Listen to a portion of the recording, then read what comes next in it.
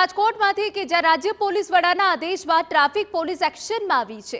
Police કમિશનરની ઓફિસની બહાર traffic પોલીસની ડ્રાઈવ, ટ્રાફિકના નિયમનું ઉલ્લંઘન કરનાર લોકો સામે કાર્યવાહી કરાશે। રાજ્યભરની સરકારી કચેરીઓમાં ટ્રાફિક ડ્રાઈવનું આયોજન થઈ રહ્યું છે। રાજ્ય પોલીસ વડા અને હાઈકોર્ટની પણ ગંભીર ટકોર બાદ ટ્રાફિક પોલીસ હરકતમાં આવી છે। ટ્રાફિકના નિયમો અંગે પોલીસ દ્વારા રાજ્યભરમાં ટ્રાફિક ડ્રાઈવ હાથ ધરવામાં આવી છે, જે અંતર્ગત ટ્રાફિકના નિયમોનું ઉલ્લંઘન કરનાર તમામ લોકો સામે કાર્યવાહી કરવામાં આવશે।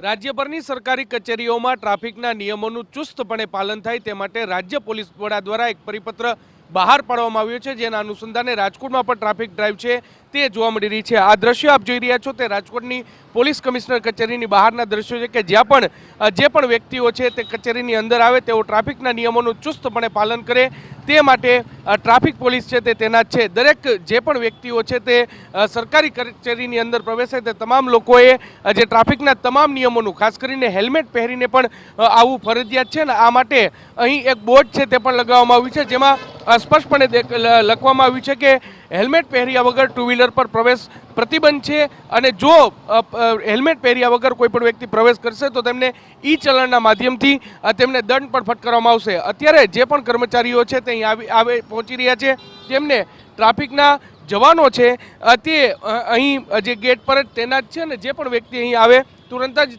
તેઓ ટ્રાફિકના નિયમોનું પાલન કરી રહ્યા છે કે કેમ તે અંગેની ચકાસણી છે તે કરવામાં આવે ને જો કોઈ વ્યક્તિ ટ્રાફિકના નિયમોનું ઉલ્લંઘન કરે તો તુરંત જ તેમને દંડ ફટકારવામાં આવી રહ્યો છે। મહત્વનું છે કે ટ્રાફિકને લઈને જે હાઈકોર્ટ દ્વારા વારંવાર જે પોલીસ પર જે પોલીસની ઝાટકણી કાઢવામાં આવી રહી છે અને ખાસ કરીને હેલ્મેટનો ઉપયોગ દરેક નાગરિક છે તે ટુ વ્હીલર ચલાવતી વખતે કરે તે માટેનો નિર્દેશ કરવામાં આવ્યો છે ને જેના અનુસંધાને જ રાજ્યભરની સરકારી કચેરીઓમાં આજે પોલીસ દ્વારા ડ્રાઈવ યોજવામાં આવી રહી છે।